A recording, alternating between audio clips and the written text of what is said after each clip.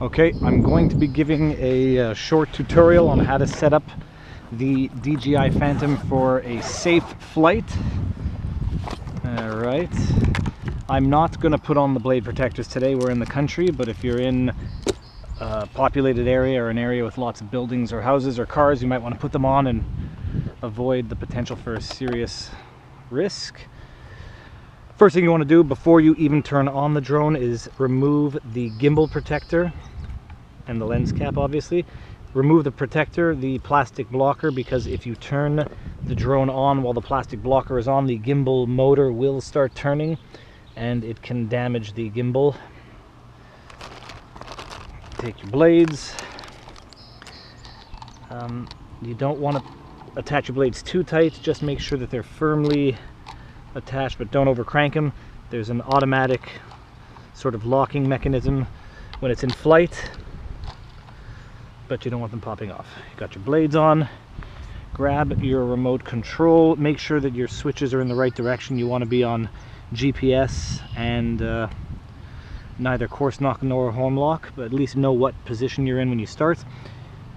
Don't turn the drone on before you turn your controller on, because once you turn your drone on, it's going to be looking for a remote to sync with, and if it doesn't find yours, it may, by some astronomical fluke, find another remote to connect with, and you can have some serious problems. So turn on the drone. Once you've turned your remote on, point the antenna out to get the most range. Push once, twice, hold it down, and it's going to start trying to find a satellite. Now, I'm flying in NASA M mode, so the color signals are going to be a little different on the bottom, but let's look at them. It's going to be flashing green, red, red, red, green, red, red, red, then it's going to do a rapid green flash. This is while it's trying to sync up to satellites. Green, red, red, red. And soon you'll notice a rapid series of green flashes, which means it's in some sort of cycle to connect to the satellites. Going green, red, red. Now it's flat. There's the rapid green flashing, and if you've properly connected to the minimum 6 satellites, it's just going to flash green. Green. If you can't see it, green, green. It should never flash red or white when it's properly connected, when it's successfully hooked up to satellite. And now we've got consistent green flashing, meaning that it's connected to at least 6 satellites. Now, before each flight, you want to calibrate your compass right there. They say to do it only if you change locations, but for the 30 seconds it takes to do it, just calibrate it every time to be a little bit more confident that your GPS is locked to home, so that if you have a problem, it will come back to the place where it'll come back to where home was locked in.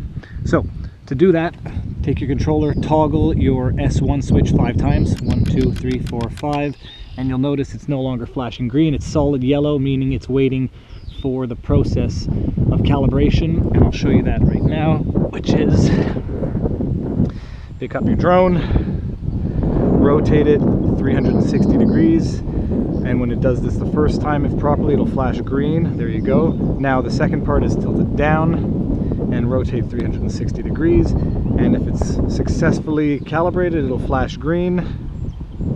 There you go, and now it's going back to indicating successful GPS connection. Now, before you're not ready to fly yet, I like to just set a timer and make sure that you have a solid connection for at least a minute. We know that we have, but I'll do it in any case. Go to timer, okay, and I'm gonna set the timer. So when my dog barks, when the alarm goes off, just keep an eye and make sure that it doesn't flash red or yellow at any point. You'll know that you're good to take off. Now, before you get going flying, you got to absolutely remember to put your phone on airplane mode, because if you're not on airplane mode and you're in flight and you get a call, it's obviously going to interfere with your first-person view, and it could be really disastrous. Go to Wi-Fi, turn your Wi-Fi on, and it's going to connect to the Phantom. And when it's successfully connected, you go to the DJI Vision application, put it into your remote, Timer's done. Good. Okay, now we're looking up. This is the Vision 2 Plus, so you can control your camera up and down with this little piece here. It doesn't go left to right, so to change left and right, you have to move the drone. So, still a solid green. We look at our screen here. It shows you've got your battery power 99%, your extender power is at 90%, and you're connected to 9 satellites, which is very good. And now you are ready for flight. Make sure that you're in the proper modes. Get familiar with the modes. To get the drone flying, 45 degrees inwards on both sides. And don't just start flying right away. What you want to do is make sure that it's properly connected to GPS, so you'll lift it off the ground and just make sure that it hovers very stably, and you'll know that everything's done properly. If it starts fishbowling, like going like this, or going up and down rapidly, you should probably start the whole process again and recalibrate. So let's see what's going on.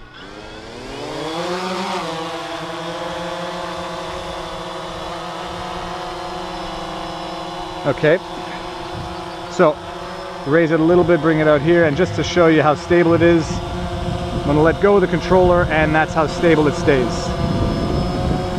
There's a little bit of wind, so it's pushing it down, and you're ready to fly.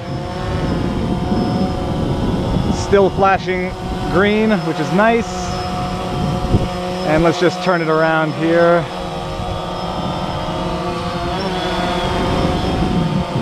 And leave it alone. This is how stable it stays. You ready? And now we'll just take off.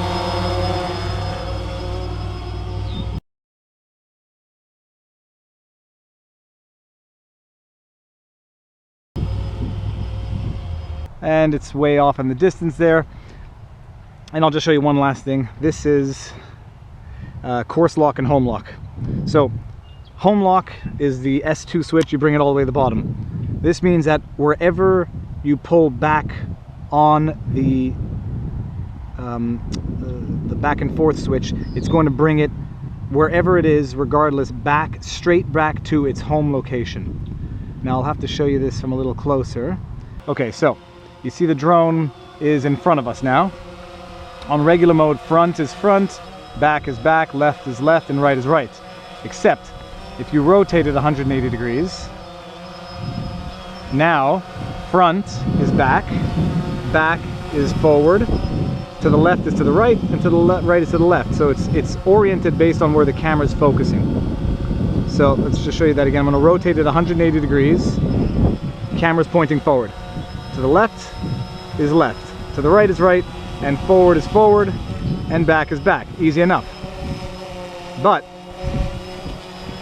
if you rotate it 180 degrees, now to the left is to the right. Pulling to the right makes it go to the left, pulling back makes it go forward, and pushing forward makes it go backwards. And it gets even more confusing if it's rotated at 90 degrees. So let's just put the drone all the way out to my left. Now it's all the way over there, and I'm going to switch it into home lock. Let's just say I've lost the drone, I can't see it anymore, or I've lost the orientation. Switch it to home lock, pull back, and it's going to come straight towards me.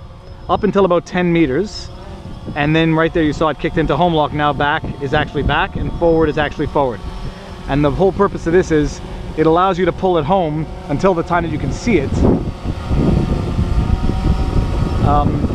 But they obviously don't want you pulling it home straight into your face, and so you're going to hurt yourself by cutting your face open. So that's home lock. Home lock is wherever it is. Let's bring it up to the right, rotate it 180 degrees. You've totally lost orientation. You have no idea where it's going. Pull back. Wherever it is, you pull back on the home switch, and the drone is going to come. Sorry, now it's in home lock. Sorry, it was in course lock, so bring it back to home lock. Wherever the drone is, it's going to come right back to you by pulling it home. Up until about 10 meters away, and it's going to kick automatically into, right now, watch, there it is, into course lock.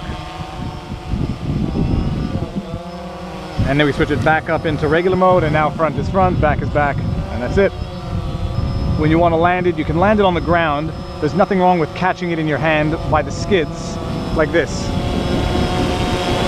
Bring it down slowly, grab the skids, lock it down all the way, and it'll shut down. Now, there's nothing wrong with doing this, because sometimes if you land on uneven ground, it may wobble over and you'll break some of the blades.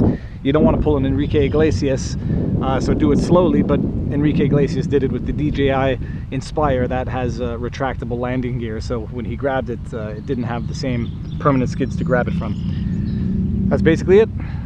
Enjoy. And when you power it down, sorry, just last one, power it down, drone first, remove the blades, turn everything off, and put your phone back on regular mode so you can take calls.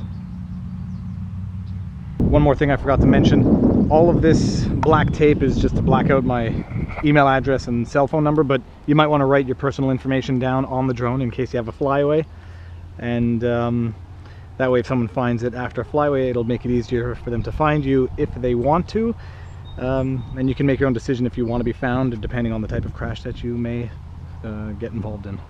Haha.